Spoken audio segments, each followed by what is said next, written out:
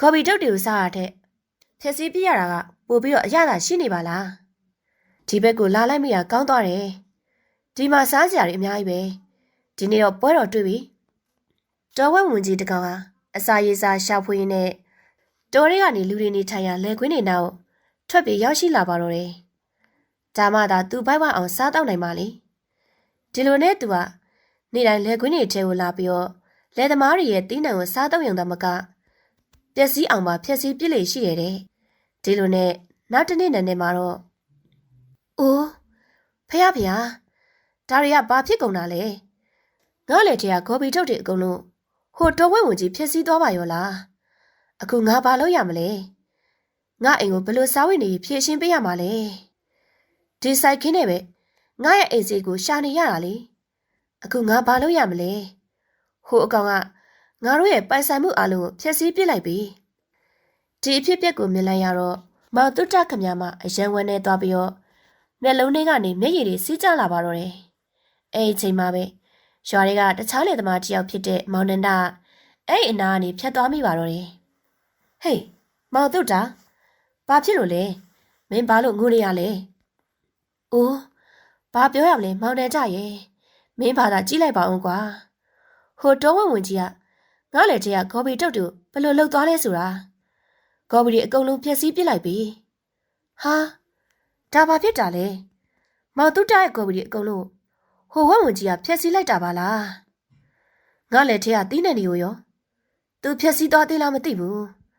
ငါရဲ့လက်ဘက်ကိုအမြန်သွားကြည့်မှဖြစ်မယ်ဒီလိုနဲ့မောင်နန္ဒတယောက်သူ့ရဲ့လက်ကွင်းစီကိုအပြေးလွှားရောက်သွားပါတော့တယ်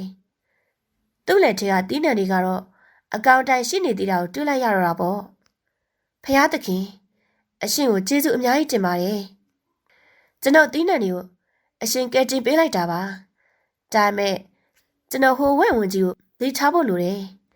တကယ်လို့ဒီနေ့သူထပ်လာပြီးတော့ဒီတခါငါတီးနှံတွေကိုဖျက်ဆီးလိုက်ရင်တော့ငါဘာလုပ်မလဲငါတခုခုတော့စဉ်းစားမှဖြစ်မယ်အများကြီးစဉ်းစားပြီးရဲ့နောက်မှာတော့မောင်နန္ဒတယောက်ဒီညလယ်ကွင်းထဲမှာပဲအိပ်ပြီးတော့သူ့ရဲ့တီးနှံတွေကိုတော်ဝက်ဝင်ကြီးရဲ့ရန်ကနေကာကွယ်မယ်လို့ဆုံးဖြတ်လိုက်ပါတယ်တဲ့ဒီလိုနဲ့ညအချိန်ကိုရောက်လာတော့တာပေါ့ဟာမနေ့ကဂေါ်ဘီထုတ်တွေစားရတာအရသာရှိလိုက်တာဒီနေ့လည်းအဲ့ဘက်ကိုထားသွားအောင်မယ်အဲ့လိုပြောပြီးတော့ဝက်ဝင်ကြီးကမောင်တုတ္တရဲ့လေကွင်းရှိရာဘက်ကိုထွက်လာခဲ့ပါတော့တယ်လမ်းမှာတော့မောင်နန္ဒရဲ့လေကွင်းကိုတွေ့ရောအဲ့ဒီလေကွင်းထဲမှာတော့မောင်နန္ဒကစုံဥတွေစိုက်ပျိုးထားတာဖြစ်ပါတယ်ဟာဒီလေခွင်းတွေကနေမွေးပြက်တဲ့အနက်တွေရနေပါလားကြည့်ရတာတော့ဒီထဲမှာကစုံဥတွေရှင်းနေပုံပဲကောင်းပြီလေဒီနေ့တော့ချုံမိန်နဲ့ကစုံဥတွေရဲ့အရာတော့မြင်ဆန်လိုက်ပါအောင်မယ်ဝဲဝင်ကြီးကပျော့ပျော့ဆူဆူနဲ့လေခွင်းထဲကိုဝင်သွားပါတော့တယ်အဲ့ဒီအချိန်မှာတော့ခလလန်းဒီနေရာမှာမောင်နှံကြကတီရခင်းတစ်ခုကိုခြုံပြီးတော့လဲနေပါတော့တယ်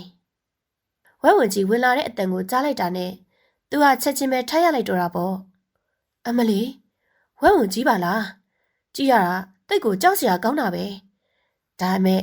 ငါတက်တိမွေးရမယ်မဟုတ်ရင်တော့ तू ကငါတီးနှံတွေကိုအကောင်လုံးကိုဖျက်ဆီးပြစ်လိုက်မယ်ဟေးဖဲဆန်ဖဲသွားဒီကနေထွက်သွားမဟုတ်ရင်တော့ဒီတုတ်နဲ့မင်းကောင်းကိုရိုက်ခွဲပြစ်လိုက်မယ်မောင်နန္ဒအတကုံအဟိလိုက်ပေမဲ့ဝဲဝင်ကြီးရဲ့အပေါ်မှာတော့ဘာတက်ရောက်မှုမှမရှိပါဘူးတဲ့မောင်နန္ဒဒုတ်တချောင်းကိုကိုင်းပြီးတော့ဝဲဝင်ကြီးနောက်ကိုလိုက်ပါတော့တယ်ဒါပေမဲ့ဝဲဝင်ကြီးကတော့ပြန်လှည့်လာပြီးတော့မောင်နန္ဒကိုလဲခွင်းထဲမှာပဲပတ်ပြေးအောင်လိုက်ပါလေရောအမလေးလေးဒါဘာလို့တာလဲငါ့ကိုတတ်တော့မလို့လားငါလေတွေကတင်းနှံတွေကိုလည်းစားသေးတယ်ငါ့ကိုလည်းပြန်ပြီးတော့ရှမ်းမှုနေပါလားအာလွတ်ငါ့ကိုလွတ်ပါ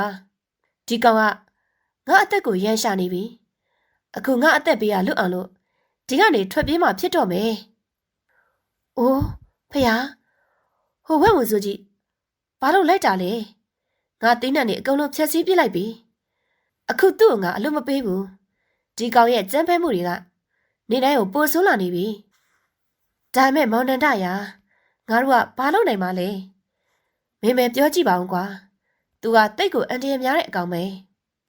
တခုခုတော့လုံးဝဖြစ်မယ်မောင်တုတ္တရဲ့မဟုတ်ရင်တော့ငါတို့ဆင်းရဲသားတွေရဲ့တီးနှံတွေအကုန်လုံးဟိုအကောင်ကဖျက်ဆီးပြစ်လိုက်မယ်နေလန်တလန်းရှိရဲ့ ငါတို့ပြမနာမင်းကြီးစီကိုသွားပြီးတော့ဒီအကြောင်းကိုရှောက်တင်ကြမလားမင်းကြီးကငါတို့တေချာပေါက်ကူညီမှာပါမင်းပြောတာဟုတ်တယ်လာမင်းကြီးစီကိုသွားကြစို့အဲ့လိုနဲ့လက်သမားအားလုံးစုပေါင်းပြီးတော့နန်းတော်ကိုရောက်ရှိလာကြပါတော့တယ်ဒီလိုနဲ့လက်သမားအားလုံးစုပေါင်းပြီးတော့နန်းတော်ကိုရောက်လာကြတော့တာပေါ့အရှင်မင်းကြီးကျွန်တော်မျိုးတို့ကင်မတော်မူပါဖေဟာဟဲ့တိတ်ကြစမ်းဘာဖြစ်လို့လဲဘာပြဿနာရှိလဲငါ့အကုန်လျှောက်တင်စမ်းဘရင်ကြီးမေးလိုက်တဲ့အခါမှာတော့လူတိုင်းကတယောက်ပြီးတယောက်တော်ဝက်ဝင်ကြီးအကြောင်းကိုလျှောက်တင်ကြတော့တာပေါ့ဘာငါတို့တိုင်းပြည်ထဲမှာတော်ဝက်ဝင်ကြီးကဒီလောက်တောင်တောင်းကျမ်းနေရလားဝင်းကြီးမီအခုချက်ချင်းတိုင်းပြည်ထဲမှာအမိတ်ထုတ်ပြန်လိုက်ပါအဲ့ဒီတော်ဝက်ဝင်ကြီးကိုအသေးဖြစ်စေအရှင်ဖြစ်စေဖမ်းဆီးပြီးတော့ငါရှိမကိုခေါ်လာနေတဲ့သူစုလာတွေအများကြီးပေးမယ်လို့ကြေညာလိုက်ပါမှန်လားပါဖေဟာပြီးတော့ဝင်ကြီးမီအဲ့ဒီတော်ဝက်ဝင်ကြီးကြောင့်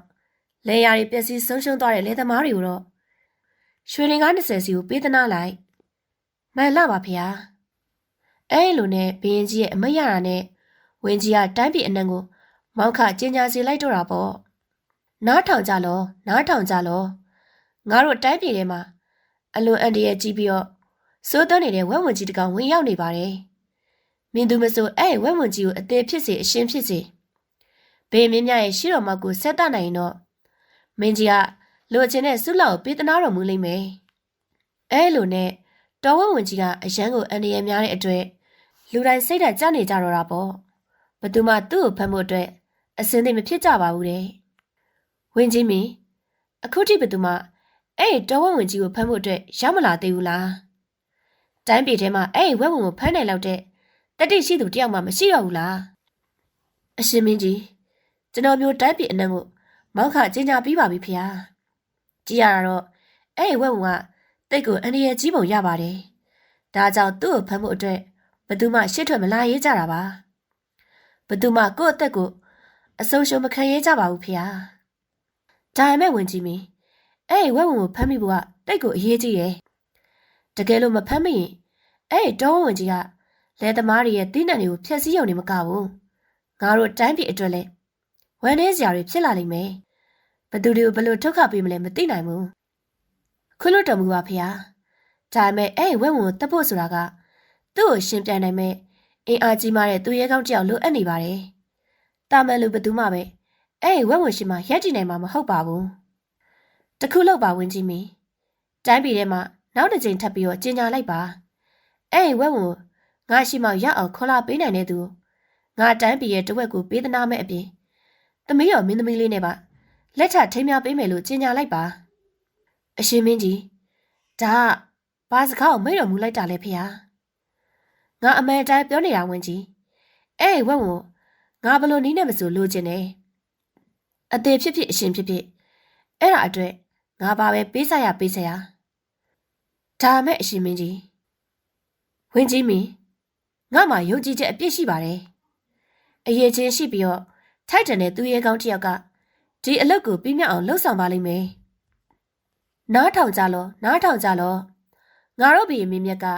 ဂရိတော်ကိုပြောင်းလဲလိုက်ပြီမြင်သူမဆိုအဲ့တော်ဝဝင်ကြီးကိုအသေးဖြစ်စေအရှင်ဖြစ်စေဘေးမင်းမြရဲ့ရှိတော်မောက်ကိုဆက်တတ်နိုင်ဘေးမင်းမြက်ကတန်းပြည်တစ်ဝက်ကိုပေးသနာမဲ့အပြင်သမီးတော်မင်းသမီးလေးနဲ့ပါလက်ထထိမ်းများပေးလိုက်မယ်တဲ့စစ်တီတွေကျင်ညာနေရတော့အနီးနားမှာရက်နေတဲ့ညီကိုနှစ်ယောက်ကြားလိုက်ရပါရဲ့တဲ့ဟေးမောင်သူလားကြားလိုက်လားဟုတ်ကဲ့ကြားပါတယ်အကိုကြီးအခုမင်းကြည့်နေပါအဲ့တော်ဝဝင်ကြီးကိုငါဘလို့ဖမ်းမလဲဆိုတာဘရင်ကြီးရဲ့တိုင်းပြည်တစ်ဝက်ကိုငါပဲပိုင်ဆိုင်ရမှာပြီးတော့မင်းသမီးလေးနဲ့လည်းငါပဲလက်ထပ်ရမှာလော်တကားဆိုတာကမောင်သူရရဲ့အကိုကြီးဖြစ်ပြီးတော့တိတ်ကိုညံများပြီးတော့ကောက်ချစ်စင်းလဲသူဖြစ်ပါတယ်တဲ့မောင်သူရကတော့ရိုးသားဖြူစင်တဲ့လူငယ်လေးတစ်ယောက်ပေါ့ငါဘရင်ကြီးစီကိုသွားပြီးတော့ဝက်ဝုံကိုငါသွားဖမ်းမယ်ဆိုတဲ့အကြောင်းကိုသွားပြီးတော့ရှောက်တင်လိုက်အောင်မယ်ဒီလိုနဲ့လုံနကနန်းတော်ကိုထွက်သွားပြီးတော့မောင်သူရကတော့အိမ်ပြန်ပြီးတော့သူ့ရဲ့အိုမင်းမစွမ်းဖြစ်နေတဲ့မိခင်အိုကြီးစီကိုရောက်သွားပါတော့တဲ့အရှင်မင်းကြီးဖုံးကြီးပါကြီးအဲ့တော်ဝဝင်ကြီးကိုကျွန်တော်မျိုးပဲအရှင်မင်းကြီးရှိတော်မောက်ကိုခေါ်လာပြပါမယ်အရှင်မင်းကြီးက သမီးတော်နဲ့ကျွန်တော်မျိုးရဲ့မင်္ဂလာပွဲအတွက်ပြင်ဆင်ထားလိုက်ပါတော့ပြီးတော့ကျွန်တော်မျိုးကိုတော့ဘယင်တင်မြောက်ဖို့ပါပြင်ဆင်ထားလိုက်ပါအဲလိုပြောပြရနဲ့လုံနကတောထဲကိုထွက်သွားပါတော့တယ်ဒီလိုနဲ့တခြားတစ်ဖက်မှာတော့မောင်သူရကသူ့ရဲ့အိုမင်းပြီးတော့နေမကောင်းဖြစ်နေတဲ့မိခင်ကြီးကိုအကြောင်းစုံကိုပြောပြနေပါတယ်အမေဒီလိုစင်ရဲပွဲတင်မှုတန်းကိုခန်းစားရပြီးတော့သိရမယ့်အစားတတိရှိတဲ့အလုပ်တစ်ခုလုပ်ပြီးတော့သိရတာမှပို့ပြီးတော့ကောင်းပါတယ်အမေဟာဒါမှပဲကျွန်တော်အမေကိုကောင်းမွန်တဲ့ဘဝတစ်ခုကိုပေးနိုင်မှာပါအဲလိုမပြောပါနဲ့တားရဲ့ဒါတွေကတားအပြစ်မှမဟုတ်တာဒါဆိုကျွန်တော်ဘာပြောရမလဲအမေပဲပြောကြည့်ပါဒီလိုစင်ရဲတဲ့ဘဝနဲ့နေရတာကိုစိတ်ကုန်နေပြီအကိုကြီးကလည်းသူ့တာဝန်တွေကိုမေ့နေတယ်လို့ပဲသူ့ကိုသူကလွင်ဘာမှကိုစိတ်မဝင်စားဘူးကျွန်တော်လည်းအမေကိုစီးပွားလဲအချိန်မှမတက်နိုင်ဘူးအစားအစာလည်းကောင်းကောင်းမကျွေးနိုင်ဘူးလေတားရဲ့ဝမ်းနဲ့မနေပါနဲ့ဖះသခင်အပေါ်မှာပဲအကုန်ပုံအပ်လိုက်ပါကွယ်ကြည့်နေဒီနေ့ကျရင်တော့သူအကုန်ပြင်ဆင်ပေးသွားမှာပါအဲ့ဒီရောက်လာပြီထင်တဲ့အမေဖះသခင်ကလည်းအဲ့ဒါကိုပဲလူလားနေတာဒါကြောင့်ကျွန်တော်အဲ့ဒီတော်ဝက်ဝင်ကြီးကိုတက်ဖို့သွားရမယ်ကောင်းပါပြီတားရဲ့တားကိုကိုဂရုစိုက်ပါနော်အမေရဲ့စူတောင်းမြစ်တာတွေနဲ့တားနဲ့အတူအမြဲရှိနေပါတယ်ဖះသခင်တားကိုဆောက်ရှောက်ပါစေကွယ်မောင်သူရတယောက်အဲ့လိုပြောပြီးတော့အိမ်ကနေထွက်ခွာလာပြီးတော့နန်းတော်ဘက်ကိုဦးတည်လိုက်ပါတယ်တဲ့အရှင်မင်းကြီးကိုဥခိုက်ပါတယ်ဖះအဲ့ဒီတော်ဝက်ဝင်ကြီးကိုရှာဖွေဖို့အတွက်တော်တဲ့ကိုထွက်သွားပါတော့မယ်ဖះကျွန်တော်မျိုးကိုယုံကြည်မှုအပြည့်ရှိပါတယ်အဲ့ဒီတော်ဝက်ဝင်ကြီးကိုဖမ်းပြီးတော့အရှင်မင်းကြီးရဲ့ရှိတော်မကိုအမြဲဆုံးရအောင်ခေါ်လာခဲ့ပါမယ်ဖះခွင့်ပြုတော်မူပါဖះကောင်းပြီလေသွားချင်အောင်မြင်ပါစေမောင်သူရလည်းပြောပြရနဲ့လက်နဲ့ကင်ဆွဲပြီးတော့တော်တဲ့ကိုထွက်ခွာလာခဲ့တော့တာပေါ့တခြားတစ်ဖက်မှာတော့သူ့ကိုလုံနကလည်းတော်တဲ့မှာဝဲဝင်ကိုဟိုရှာတိရှာလိုက်ရှာနေပါတော့တယ်ဒါပေမဲ့သူခမရတော့တော်ဝဲဝင်ကြီးကိုဘယ်နေရာမှရှာမတွေ့ပါဘူးတဲ့အိုးဖေဟာမနေ့ကလေးကအဲ့ဒီဝဲဝင်ကိုလိုက်ရှာနေရဒါပေမဲ့အဲ့ဒီဝဲဝင်စုကဘယ်မှာတည်နေလဲမသိဘူးအရေးရောက်တော့မတွေ့ရဘူးဘယ်မှာပုံးနေလဲမသိပါဘူးကွာငါတော့တော်တော်ပင်ပန်းနေပြီခြေထောက်တွေလည်းအယမ်းကိုနာနေပြီဟမ်လုံနကတီလိုပြောပြီးတော့ရှေ့ကိုနည်းနည်းဆက်လျှောက်လာပါတော့တယ်ကဲတော်ပြီငါဆက်ပြီးတော့မလျှောက်နိုင်တော့ဘူးပူပြီးတဲ့နေရာအောက်မှာဒီလောက်ပင်ပန်းနေရတာဟိုဝက်ဝင်သေးချင်းဆိုငါတော့ဒီတစ်ပင်အောက်မှာပဲခဏလောက်အနားယူလိုက်အောင်မယ်ပြီးမှပဲကြည့်ကြတာပေါ့လုံနကတယောက်အဲ့လိုပြောပြီးတော့အဲ့ဒီတစ်ပင်အောက်မှာပဲဝင်လည်လိုက်ပါတော့တယ်ဒါပေမဲ့ခဏလေးနေတော့သူအိပ်ပျော်သွားမှလေရောတခြားတစ်ဖက်မှာတော့မောင်သူရတယောက်ပူပင်းတဲ့နေရာအောက်မှာဝဲဝင်ဟိုရှာတီရှာလိုက်ရှာနေပါတော့တယ်ပင်မပင်မဲ့သူမနာပါဘူးတဲ့ဘာပဲဖြစ်ဖြစ်အဲ့ဒီဝဲဝင်ငါတေချာပေါက်ဖမ်းမယ်ပြီးရင်တော့မင်းကြီးစီကိုခေါ်သွားပြီးတော့ဆက်တတ်မယ်မောင်သူရတယောက်စာလမှုသိမ့်မှုကိုရောရင်းကတောင်ရောပင်မနာကိုရောခရူးမဆိုင်ပဲနဲ့တော်တွေကနေပူကျဲထဲမှာတော့ပြေးလွှားရှာဖွေနေပါတော့တယ်အဲ့ဒီအချိန်မှာပဲအဖိုးအိုတယောက်ကသူ့ကိုလမ်းခေါ်လိုက်တော့တာပေါ့ဟေးသားလီနေအောင်ဟေးရက်လိုက်ပါဦးမောင်သူရတယောက်ရက်လိုက်ပြီးနောက်ကိုလက်ကြည့်လိုက်တော့သူ့ရှိမှအဖိုးအိုတယောက်မတရားနေအောင်တွေ့လိုက်ရပါတယ်တဲ့အဖိုးအိုရဲ့လက်ထဲမှာတော့အလွန်ကြီးမှပြီးတော့ချက်မြက်တဲ့တရှည်ကြီးတစ်လက်ကိုလည်းကင်ထားပါတော့တယ်ပြောပါဖိုးကြီးဘာကိစ္စရှိလို့ပါလဲမြန်ပြောပါဗျာကျွန်တော်ကဟိုတောဝင်ကြီးကိုလိုက်ရှာရအောင်မယ်။အိုးတားလေးရဲ့မင်းရဲ့တက်တိကိုတော့ချီးကျူးရမှာပဲ။ဒီလောက်ပူပြင်းတဲ့နေရာအောက်မှာမင်းကတောထဲမှာဝဲဝင်လိုက်ရှာနေရဲ့။တားတခုလောက်ပါဘိုးကြီးရဲ့ဒီဓာတ်ကိုတားယူထားလိုက်ပါ။ဒါတာမန်ဓာတ်မဟုတ်ဘူးကွ။ဒီဓာတ်ရဲ့ဒဏ်ချက်နဲ့အကောင်ကြီးတွေတောင်မှသွေဝဲဝင်ခဲ့ရတာ။ဟုတ်တယ်။ဘိုးကြီးဒါပေမဲ့ဘိုးကြီးကဒီဓာတ်ကိုဘာလို့ကျွန်တော်ကိုပေးချင်ရတာလဲ။ဘိုးကြီးလည်းဒီဓာတ်နဲ့အဲ့တော်ဝဝင်ကြီးကိုတက်ပြီးတော့မင်းကြီးစီကနေဆုလက်တွေအများကြီးရယူနိုင်တာပဲဘာလို့ဒီဓာတ်ကိုကျွန်တော်တားရီဖိုးကြီးကဒီနားရွာမှာပဲနေတာပါဖိုးကြီးရဲ့ခန္ဓာကိုယ်မှာအဲ့လောက်အင်အားမရှိတော့ပါဘူးကွယ်မင်းရဲ့ဘဝခီးလန်ကအခုမှစတာပါဒါကြောင့် ဒီဓာတ်ကိုသာပဲယူသွားလိုက်ပါတော့ဟုတ်ကဲ့ပါဘူဘူကြီးပေးပါအဲ့ဒီဓာတ်ကိုကျွန်တော်ပေးပါမောင်သူရတယောက်အဲ့ဒီဓာတ်ကိုယူပြီးတော့တော်ရဲကိုဆက်ပြီးတော့ထွက်လာခဲ့ပါတယ်တဲ့လမ်းလျှောက်ရင်နဲ့မောင်သူရတယောက်ကူတကူနားကိုရောက်လာပါတော့တယ်ကူကမြေကြီးပေါ်မှာခြေရအချို့ကိုလည်းတွေ့လိုက်ရပါတယ်တဲ့ဟင်ဒါပါလေဒီခြေရတွေကဘသူခြေရတွေဖြစ်နိုင်မလဲဟိုဝက်ဝင်ကြီးရဲ့ခြေရတွေများဖြစ်နေမလားဟုတ်တယ်တေးကြပေါ့ဒါဟိုဝက်ကြီးရဲ့ခြေရတွေပဲနေမှာတခုလုံးမယ်ဒီကူထဲကိုဝင်ကြည့်လိုက်မယ်ဒါမဲ့ငါတတိထားမှဖြစ်မယ်အဲ့လိုပြောပြီးတော့မောင်သူရတယောက်ကူထဲကိုဝင်သွားတော့တာပေါ့အိုးဒီကူကတိတ်ကြောက်စရာကောင်းတာပဲပြီးတော့ကူထဲမှာမောင်လဲမောင်နေရဲ့အဲ့ဒီဝက်ဝင်ကဒီကူထဲမှာရှိပါမလားဟင်ဒါပါလေရှိရနေအတန်တချို့ကိုကြားနေရတယ်ဟိုဝက်ဝင်ကြီးများကူထဲမှာများရှိနေမလားမောင်သူရတယောက်ကူရှိဘက်ကိုတိုးကြည့်လိုက်တော့တော်ဝက်ဝင်ကြီးကကစုဥတွေစားနေရအောင်တွေ့လိုက်ရပါရဲ့တဲ့။အိုးဝက်ဝင်ဆိုနေကတိုင်းပြည်ကလူတွေအားလုံးရဲ့အိတ်ချင်တွေကိုဖျက်ဆီးထားပြီးတော့ဒီမှာအေးစစ်စစ်ကစုဥထိုင်စားနေရပေါ့လေ။နေအောင်နေအောင်ငါပညာပေးရမယ်။ဒီနေ့နေကိစ္စကိုငါအပြရှင်းပြမယ်။အဲလိုပြောပြီးတော့မောင်သူရာเจ้าကိုကန်ပြီးတော့ဝက်ဝင်ကြီးကိုတက်ဖို့အတွက်ရှစ်တိုးသွားတော့တာပေါ့။ဒါပေမဲ့ဝက်ဝင်ကြီးကလည်းအားနေတဲ့ကောင်မဟုတ်ပါဘူးတဲ့။သူကလည်းမောင်သူရာကိုပြန်တိုက်ခိုက်ဖို့အတွက်ရှစ်တိုးလာပါတော့တယ်။ဝက်ဝင်ကြီးကမောင်သူရကိုခုံအုပ်လိုက်တာနဲ့မောင်သူရကသူ့ရဲ့တောင်ဝက်ဝင်ကြီးရဲ့ရင်ဘတ်ထဲကိုထိုးဆိုင်လိုက်ပါတော့တယ်။ကဲဒီကောင်တော့တည်သွားပြီ။အခုသူ့ငါရဲ့ပခုံးပေါ်တင်ပြီးတော့မင်းကြီးစီကိုခေါ်သွားလိုက်မယ်။မောင်သူရလမ်းလျှောက်လာရင်နဲ့သူ့ကိုတစ်ပင်အောက်မှာအနားယူနေတဲ့နေရာကိုရောက်လာပါတော့တယ်။ဟင်ကြားပါလေ။အကိုကြီးကဒီမှာအိတ်နေပါလား။တခုခုလုံးမယ်။သူ့ကိုနှုတ်ပြီးတော့ငါနဲ့အတူခေါ်သွားလိုက်မယ်။တောကောင်ရန်ကြီးကဒီနားရောက်လာရင်တော့အကိုကြီးကိုဒုက္ခပေးလိုက်မယ်။အဲလိုပြောပြီးတော့မောင်သူရကသူ့ကိုနိုးလိုက်ပါရဲ့။အကိုကြီးထပါဦးဗျ။ဟာ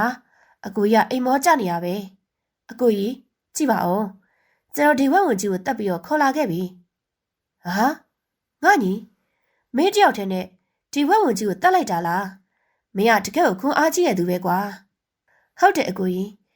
ကျွန်တော်တယောက်တည်းဒီဝက်ဝင်ကြီးကိုတတ်လိုက်တာဒါမဲ့ဒါတွေအကုန်လုံးကဒီသားရဲ့စွန်းဆောင်ရည်တွေပါ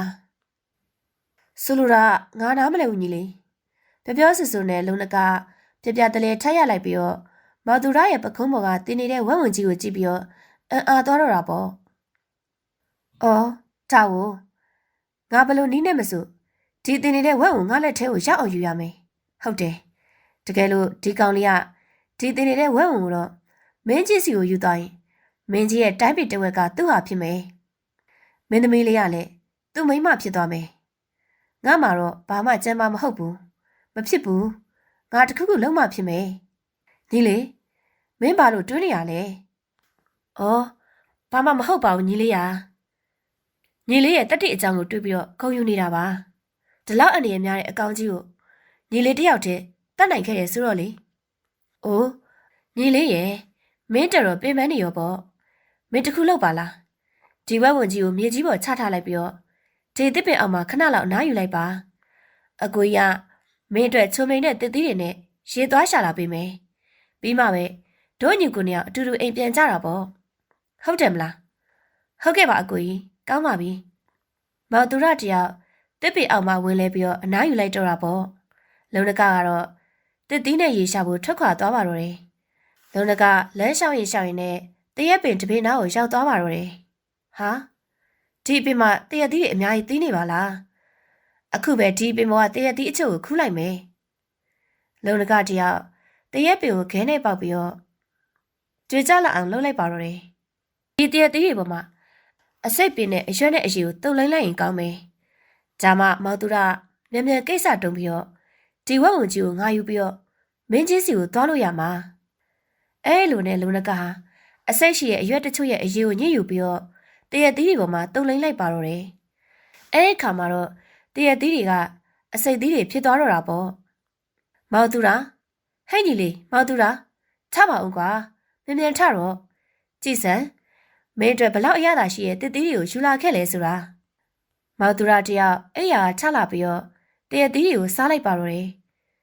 အကိုကြီးလည်းစားပါလားဟာမစားတော့ပါဘူးကွာငါတိပင်အောက်မှာထိုင်နေတော့ကတသီးတွေအများကြီးကိုစားခဲ့ပြီးပြီဒီသီးတွေအကုန်လုံးကမင်းအတွက်ကိုယူလာပေးခဲ့တာပဲမင်းမအေးစေးစားလိုက်ပါကွာစားမောင်သူရတယောက်အဲ့ဒီတရသီးကိုစားလိုက်တာနဲ့ချက်ချင်းပဲမူးဝေလာတော့တာပေါ့အကိုကြီးဒါဘလို့အသီးတွေလဲစားလိုက်တာနဲ့ခေါင်းတွေမူးလာတယ်လို့ပဲပြောရင်းနဲ့မောင်သူရဟာမေ့လဲပြီးတော့အဲ့ဒီနေရာမှာပဲပြိုလဲကျသွားတော့တာပေါ့ဟာကောင်းသွားပြီဒီကောင်သေသွားပြီထင်တယ်အခုတော့ငါကျင်းတစ်ခုကိုအမြန်တူးပြီးတော့သူ့ကိုမြေမြုပ်ပစ်လိုက်မယ်လုံနကတယောက်အလင်းအမြန်ပဲကျင်းတူးပြီးတော့သူ့ညီမောင်သူရကိုတော့အဲ့ဒီနေရာမှာပဲမြေမြုပ်ပစ်လိုက်ပါတော့တယ်ကဲအခုဒီဝက်ကိုငါပခုံးပေါ်တင်ပြီးတော့မင်းကြီးစီကိုအမြန်သွားမှဖြစ်မယ်လုံနကတယောက်တင်နေတဲ့ဝက်ဝင်ကြီးကိုပခုံးပေါ်ထမ်းတင်ပြီးတော့မင်းကြီးစီကိုထွက်ခွာသွားပါတော့တယ်အရှင်မင်းကြီးဖုံးကြည့်ပါစေဒီမှာကြည့်တော်မူပါဖေဟာ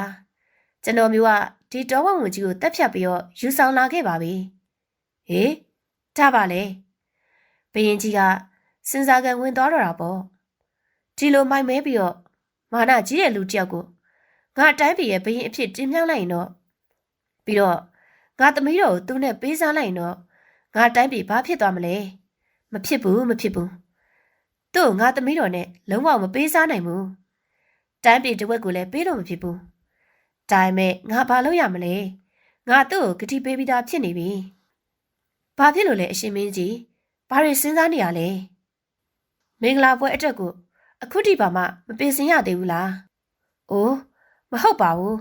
အဲ့လိုမဟုတ်ပါဘူးဘာဖြစ်လို့လဲဆိုတော့နက်ခတ်ဆရာကပြောထားတယ်လေနောက်9ရက်အထိဘာမင်္ဂလာအခါမှမရှိဘူးတဲ့ဒီ9ရက်လူသွားပါစေအောင်ပြီးမှပဲမင်းကိုငါတိုင်းပြည်ရဲ့တဝက်ကိုပေးသနာပြီးတော့သမီးတော်နဲ့မှလက်ထပ်ပေးမယ်လေကောင်းပါပြီအရှင်မင်းကြီးကျွန်တော်မျိုးဘာပြဿနာမှမရှိပါဘူးဒါပေမဲ့ရှေ့ရမြောက်တဲ့နေ့မှာတော့ကျွန်တော်မျိုးပြန်လာခဲ့ပါမယ်မင်းသမီးလေးနဲ့လက်ထပ်ပြီးတော့တိုင်းပြည်တဝက်ကိုယူသွားပါမယ်အဲလိုပြောပြီးတော့လုံတကတယောက်ထွက်ခွာသွားပါတော့တယ်အိမ်ကိုပြန်ရောက်လာတော့ဟဲတားလုံတကဒါပြန်ရောက်လာပြီလားကွယ်တားလေးမောင်သူရရောမောင်သူရရဲ့တည်င်းအဆန္ဒမကြားပါလားကွယ်သူကဝဲဝင်သွားဖမ်းတာလေဘယ်ရောက်နေလဲမသိဘူးတားသွားကြည့်ပါဦးလားကွယ်အိုးအမေယာသူဘယ်ရောက်သွားလဲကျွန်တော်ဘယ်လိုသိမှာလဲကျွန်တော်မှအလောက်ကတခုတည်းရှိတာမှမဟုတ်တာသူ့ကိုပဲလိုက်ကြည့်နေရမှာလားတော်ထဲမှာအန်ဒီအများနဲ့တရိတ်ဆန်တွေအများကြီးရှိရလေသူ့ကိုတောကောင်တကောင်ကမြအန်ဒီရပြုတ်လိုက်သလားမသိဘူးဟဲ့အဲ့လိုမပြောပါနဲ့တားရဲ့သူကတားရဲ့ညီလေလုံနကကတော့မျက်နှာလွှဲပြီးတော့အိမ်ကနေထွက်သွားပါတော့တယ်ဒီလိုနဲ့ရှေ့ရမြောက်တဲ့နေ့နန်းတော်တွင်မှာတော့အရှင်မင်းကြီးဒီနေ့ကရှေ့ရမြောက်တဲ့နေ့ပါသမီးတော်အမြန်ဆုံးခေါ်ထုတ်လာခဲ့ပြီးတော့ကျွန်တော်မျိုးနဲ့လက်ထပ်ပေးပါတော့ပြီးတော့တန်းပြေတစ်ဝက်ကိုလည်းပေးသနာတော်မူပါဟေးဒီလူမိုက်ကပြန်ရောက်လာပြန်ပြီလားအခုတော့ငါသူ့ကိုဘာစင်ချင်းမှပေးလို့မရတော့ဘူးငါသူ့ကိုဂတိပေးထားမိပြီကိုဘာဖြစ်လို့လဲအရှင်မင်းကြီးဘာတွေစဉ်းစားနေရလဲဘာမှမဟုတ်ပါဘူးငါအခုပဲနက်ခတ်ဆရာကိုခေါ်လိုက်မယ်လေဝင်းကြီးမင်းတန်းပြေထဲမှာမင်းသမီးလေးရဲ့မင်္ဂလာပွဲအကြောင်းကိုကြေညာလိုက်ပါတော့မှန်လားပါအရှင်မင်းကြီးနားထောင်ကြလောအရှင်မင်းကြီးကသမီးတော်မင်းသမီးလေးကိုတော်ဝက်ဝင်ကြီးဖမ်းလာတဲ့လုံနကနဲ့ချိန်များလက်ထပ်ပေးပါတော့မယ်တိုင်းသူပြည်သားအပေါင်းတို့မပြတ်မကွက်လာရောက်ကြပါကုန်လောလုံနကမင်းသမီးလေးနဲ့လက်ထပ်ဖို့ပြင်ဆင်လိုက်တဲ့အချိန်မှာပဲမောင်သူရရောက်ရှိလာပါတယ်တဲ့ရှက်လိုက်ပါအရှင်မင်းကြီးဒီမင်္ဂလာပွဲကဖြစ်လို့မရပါဘူးမောင်သူရမင်းသေသွားပြီမလားမသေးပါဘူးအရှင်မင်းကြီးကျွန်တော်မျိုးမသေးပါဘူးဒါပေမဲ့ကျွန်တော်မျိုးကိုသေအောင်တက်ဖို့ကြိုးစားခဲ့ကြတာပါဘာဘသူကအဲ့လိုလုပ်တာလဲအရှင်မင်းကြီးကျွန်တော်မျိုးရဲ့အကူအရင်ခောက်ကကျွန်တော်မျိုးကိုတက်ဖို့ကြိုးစားခဲ့တာပါဒါပေမဲ့ကျွန်တော်မျိုးရဲ့ကံတရားကောင်းမွန်မှုကြောင့်အသက်ဘေးကနေလွတ်မြောက်ခဲ့ရတာပါမောင်သူရတယောက်ဖြစ်ပျက်ခဲ့တဲ့များအကြောင်းစုံကိုတော့ဘရင်ကြီးကိုရှောက်တင်လိုက်ပါတော့တယ်ဟေးငါစိတ်ကလေးဘယ်ရောက်သွားပါလဲ အခုလေးတင်ဒီနားမှာစားနေတာပါသူထင်းတယောက်ကသူ့စိတ်ကလေးပျောက်သွားလို့လိုက်ရှာရင်းနဲ့လုံနကမော်သူရကိုမြေမြုပ်ခဲ့တဲ့နေရာနားကိုရောက်လာတော့တာပေါ့ဟင်ဒါပါလေသူထင်းကအဲ့ဒီနေရာကိုသွားကြည့်လိုက်တော့လုံနကမြေမြုပ်ထားတဲ့နေရာမှာမြေကြီးတွေပွားနေပြီးတော့မော်သူရရဲ့လက်တစ်ဖက်ကအပြင်ကိုထွက်နေတာကိုတွေ့လိုက်ရတော့တာပေါ့။အိုးဖះဖះဒါပါလေဒါကဘသူများလဲသူထင်းကလက်ကိုကန်ကြည့်လိုက်ပါတော့တယ်ဟင်ဒီလူရဲ့အသက်ရှူတဲ့နေရရှိနေပါသေးလားအဲ့လိုနဲ့သူထင်းကမော်သူရကိုအမြဲဆုံးတူးဖော်ပြီးတော့ဆွဲထုတ်လိုက်တော့တာပေါ့ကြည့်လိုက်တော့အသက်ရှူနေသေးတာကိုတွေ့ရပါတော့တယ်အရှင်မင်းကြီးသူထင်းကိုကြီးမောင်စိတ်တာကျွန်တော်မျိုးကိုသူ့အိမ်ကိုခေါ်သွားပြီးတော့ခုနှစ်ရက်လုံးလို့စေဝါးရင်နဲ့ကုသပေးခဲ့ပါတယ်ဗျာအဲ့နောက်မှကျွန်တော်မျိုးလုံးဝကျမ်းမာလာပြီးတော့ဒီကိုပြေးလာခဲ့ရတာပါအဲ့လိုပြောရင်းနဲ့မောင်သူရတယောက်ရှာကြီးတင်ရင်ငိုကြွရတာပေါ့အကိုကြီး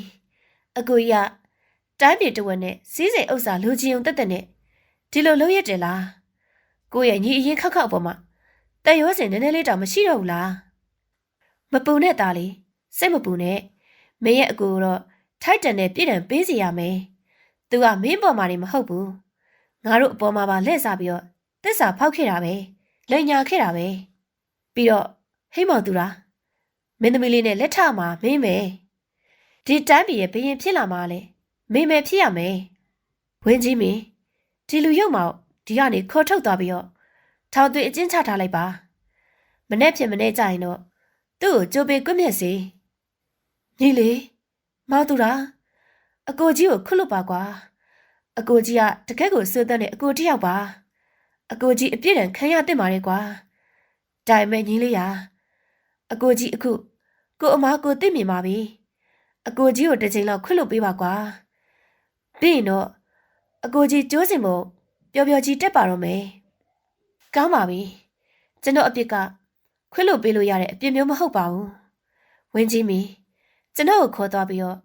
ကျိုးစင်တင်တက်လိုက်ပါတော့နေပါဦးအရှင်မင်းကြီးကျွန်တော်မျိုးရဲ့အကိုကြီးကိုလွတ်ပေးတော်မူပါဖေဟာဟင်မင်းဘာပြောလိုက်တာလဲမောင်သူလားအရှင်မင်းကြီးကျွန်တော်မျိုးရဲ့အကိုကြီးကကျွန်တော်မျိုးအပေါ်မှာမကောင်းကြံတာမှန်ခဲ့ပါတယ်ဒါပေမဲ့အခုသူကသူ့အမကိုနောင်တရနေပါပြီဖေဟာတကယ်လို့ကျွန်တော်မျိုးကအကိုကြီးကိုကြိုးပေးတက်လိုက်မယ်ဆိုရင်ကျွန်တော်မျိုးဘရင်ဖြစ်လာတာဘာအထိပ္ပယ်ရှိတော့မှလဲဒီစည်းစိမ်ဥစ္စာတွေအကုန်လုံးကျွန်တော်မျိုးယူသွားမှာမဟုတ်ပါဘူးမင်းသမီးလေးနဲ့လည်းလက်ထပ်နိုင်မှာမဟုတ်ပါဘူးအခုတော့ကျွန်တော်မျိုးအကိုကြီးကိုလွတ်ပေးတော်မူပါအရှင်မင်းကြီးဟာမော်သူရာမင်းလိုညီမျိုးသာရှင်ဒီကမ္ဘာလောကကြီးကဘလောက်တောင်ตายရလိုက်မလဲမင်းကသာတကယ်ဘရင်ကောင်းတစ်ပါးဖြစ်ထိုက်သူပါကွယ်အဲ့ဒီနောက်မှာတော့ဗျမနာမင်းကြီးကမော်သူရနဲ့မင်းသမီးလေးသီရိဒေဝီတို့လက်ထပ်ထိမ်းများပေးလိုက်ပြီးတော့သူ့ရဲ့တန်းပြူကလွှဲအပ်ပေးလိုက်ပါရဲ့တဲ့သူတို့အားလုံးကပျော်ရွှင်ချမ်းမြေ့စွာနဲ့နေထိုင်သွားကြတော့တာပေါ့နားဆင်သူများရှင်အခုဖတ်ပြတင်ဆက်ခဲ့တဲ့ပုံမြင့်အကြောင်းအရာလေးကတော့ဒီလောက်ပါပဲရှင်